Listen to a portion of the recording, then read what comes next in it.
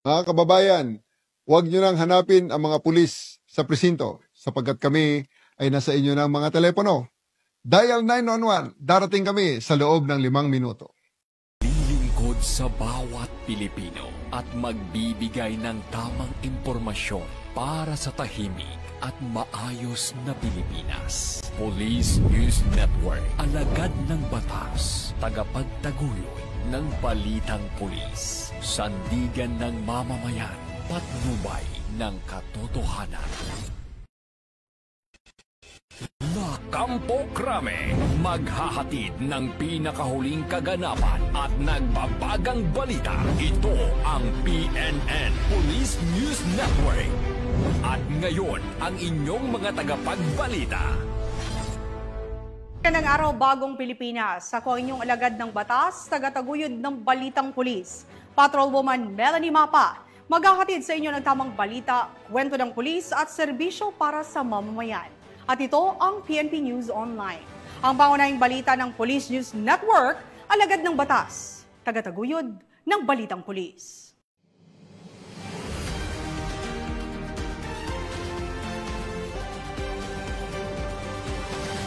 Narito ang mga balitang dapat niyong abangan. Tinatayang 700,000 pisong halaga ng tanim na marijuana, sinira sa malawakang operasyon sa Lanao del Sur. Babae sa Tuguegarao City, arestado ng PNP-ACG dahil sa pagpapakalat ng pribadong larawan at video ng magkasintahan sa social media. At 27 anyos na lalaki kalaboso matapos mahulihan ng baril at iligal na droga.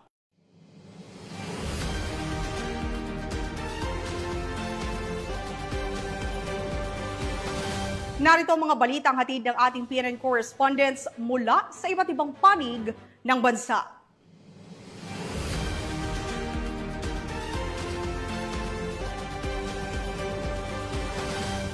Atin ang balita mula sa bahagi ng Luzon.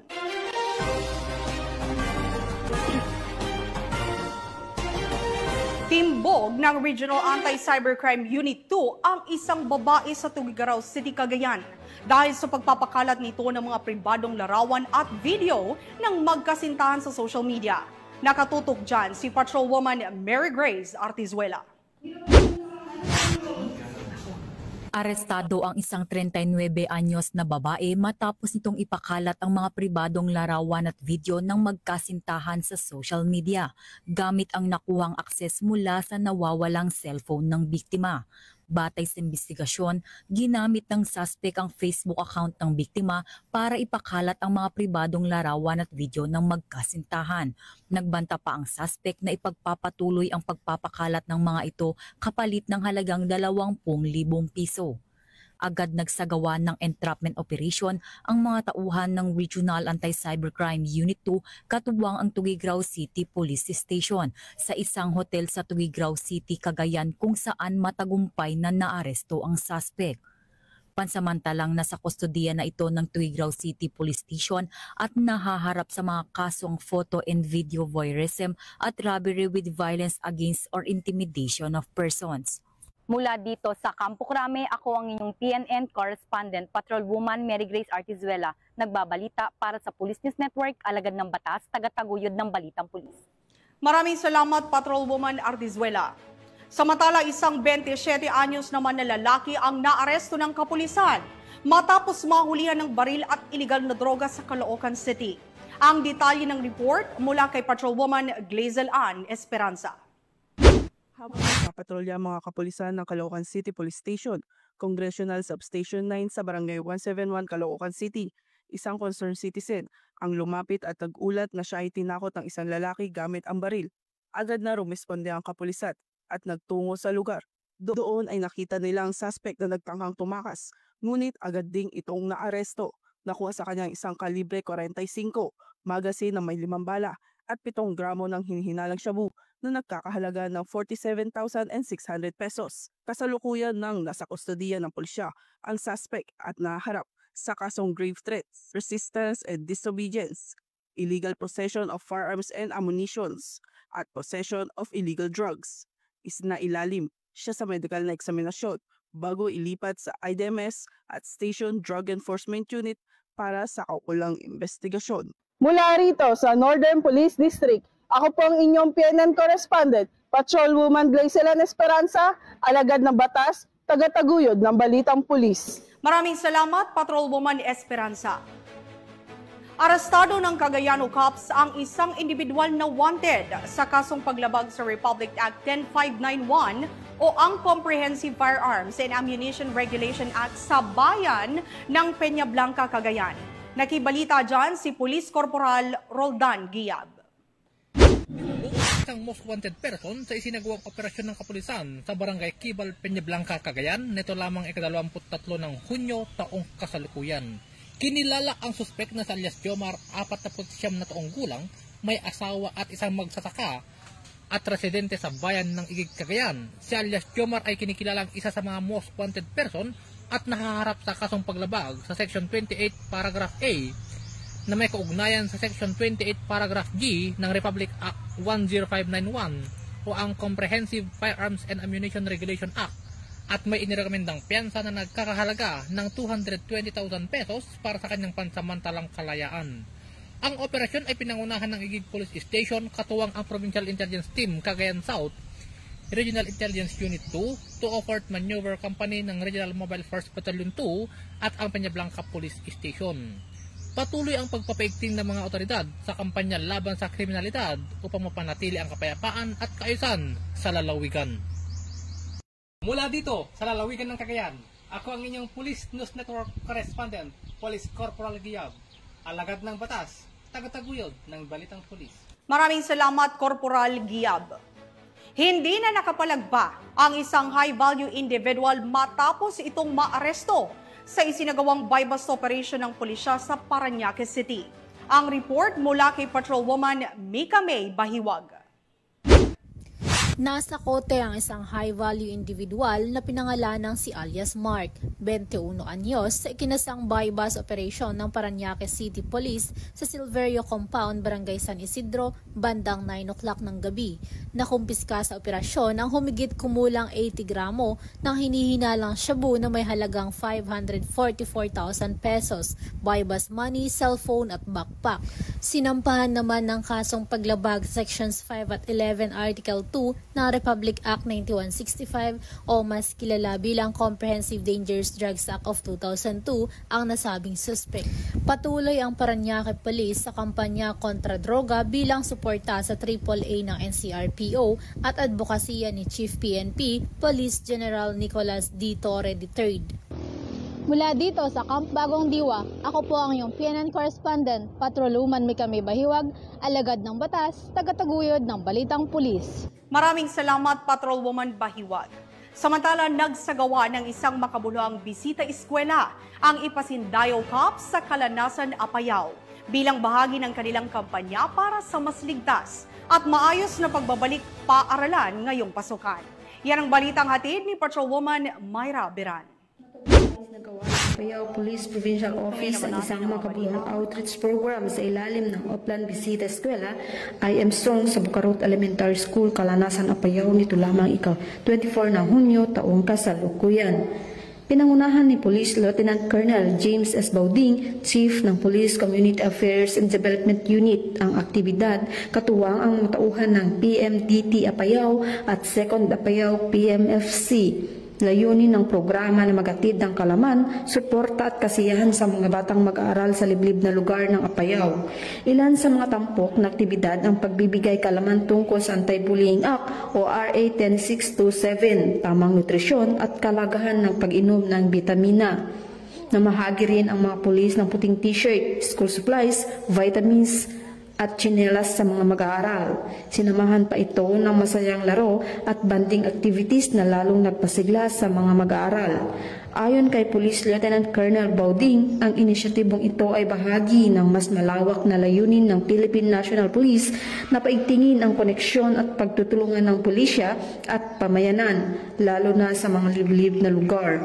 Ang matagumpay na pagsasagawa ng Oplan Bisita Eskwela ay nagsilbing patunay ng kahalagahan ng presensya ng pulisya sa pagpapatibay ng edukasyon, kalusugan at ugnayan sa mga komunidad. Mula dito sa Baguio City, ako ang inyong PNN correspondent, Patrolwoman Mayra Beran, alagad ng batas, tagataguyod ng Balitang Pulis. Maraming salamat, Patrolwoman Beran. Tunghayan naman natin ang mga balita mula sa Visayas.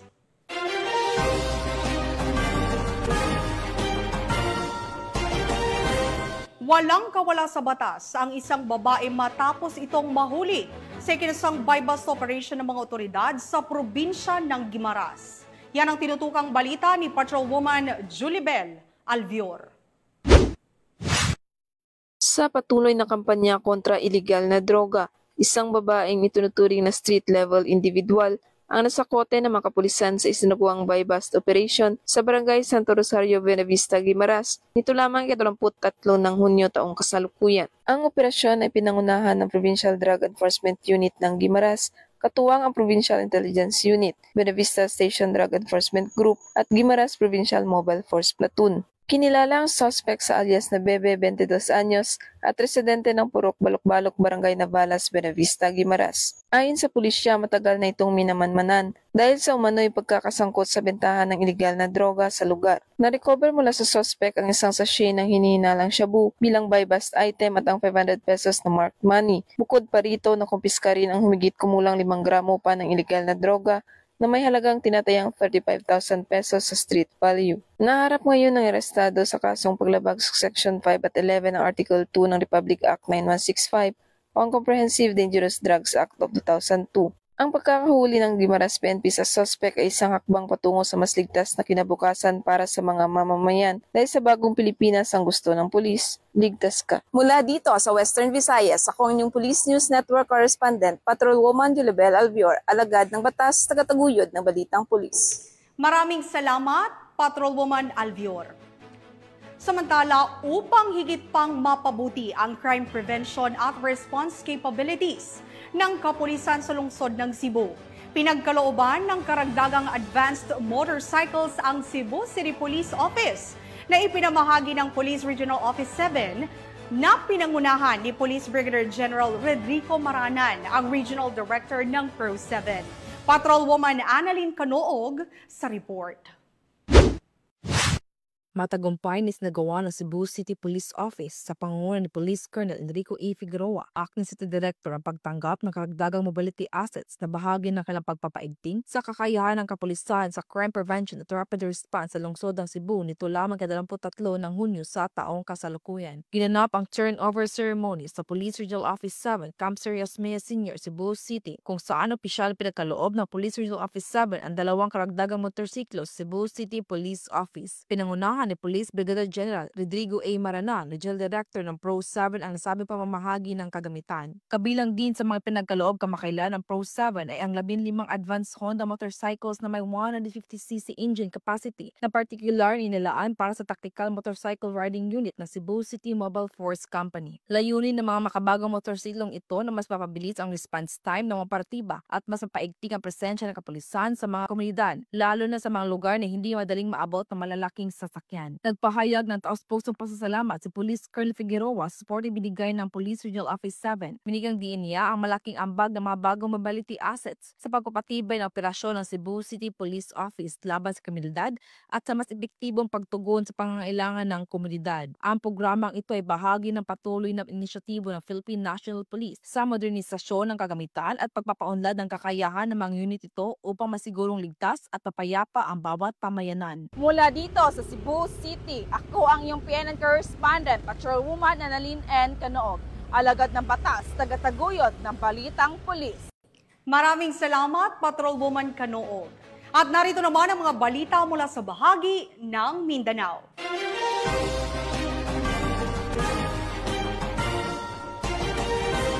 Sinira ng mga otoridad ang tinatayang 700,000 pisong halaga ng tanim na marijuana sa isang malawakang operasyon sa Lanao del Sur. Alamin ang detalye ng balita mula kay Patrolwoman Maria Señora Agbuya. 700,000 halaga ng fully ground marijuana ang natuklasan at sinunog ng mga otoridad sa isang operasyon kontra illegal na droga nito lamang Hunyo sa Barangay Dinganon, Gilupa, Lanao del Sur. pinangunahan ni Police Lieutenant Colonel Allen M. Alcido ng Lanao del Sur PNP ang operasyon, katuwang ang iba't ibang unit ng pulisya. Nasabat sa taniman ang humigit kumulang 500 tanim ng marijuana sa 2,000 metro kwadradong lupain. Naabutan sa lugar ang sospek at mga kasamahan nito na natutulog. Habang isinasagawa ang pagsunog, isang putok ng baril ang narinig sa katimugang bahagi. Nagsagawa ng clearing operation ang otoridad, ngunit hindi naabutan ang pinaghihinalaang bantay ng taniman. Nagpaabot ng papuri si Police Colonel Cesar P. Kabuhat, Provincial Director ng Lanao del Sur PPO, sa matagumpay na operasyon bilang patunay ng determinasyon ng pulisya laban sa ilegal na droga. Mula rito sa rehiyon ng Bangsamoro, ako ang inyong Police News Network Correspondent, Patrolwoman Maria Señora Agbuya, alagad ng batas, tagataguyod ng Balitang Pulis. Maraming salamat, Patrolwoman Agbuya. At para sa ating huling balita, dahil sa walang humpay na anti-illegal drug operation ng pambansang pulisya, nasa kote ang 3 individual sa isinagawang buy-bust operation sa Davao City. Magbabalita dyan si Patrolwoman Queenie Babes Arendain. Arestado ang 3 individual sa patunay kinasang drug buy-bust operation sa Barangay Talumo proper, Davao City. Nito lamang 25 ng Hunyo taong kasalukuyan. Kinilala ni Police Major Harold S. Untalan, Station Commander ng Baliok Police Station, ang mga suspect na sina alias Carl, 34 taong gulang, alias Angeli, 27 taong gulang, at alias Mer, 56 taong gulang, na pawang mga residente ng nasabing lugar.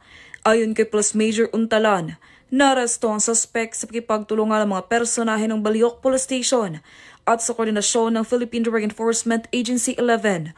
Dagdag pa ni Police Major Untalan, na-recover na sa suspect ang tinatayang nasa 20.74 gramo ng hinalang shabu na may halagang 141,032 pesos, kasabang ibang mga drug paraphernalia at buy-bust money na ginamit sa operasyon. Kasalukuyang nasa kustodiya ang suspect upang dumaan sa tamang disposisyon at maharap sa kasong paglabag sa RA 9165 o Comprehensive Dangerous Drugs Act of 2002.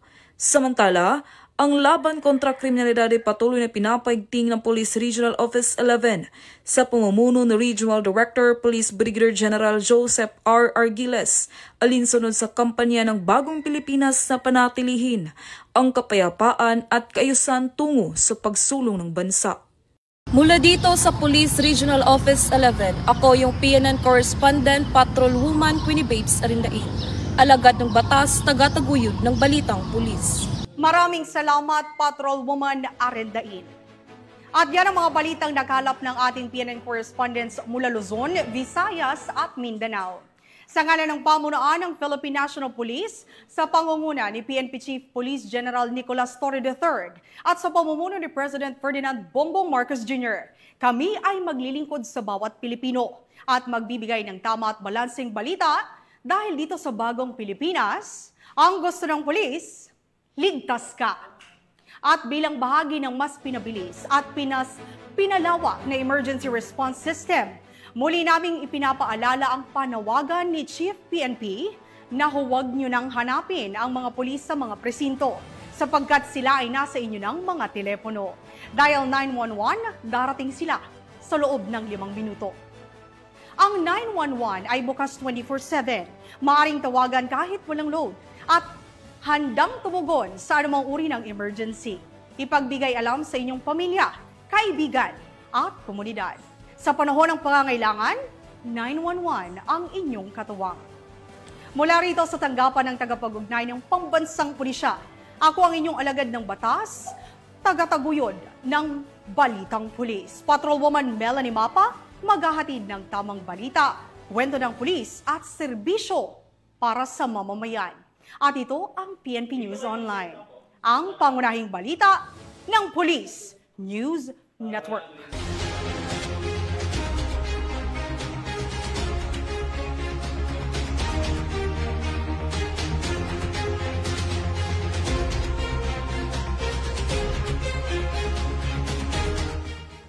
Police News Network, alagad ng batas, tagapagtaguyod ng balitang pulis.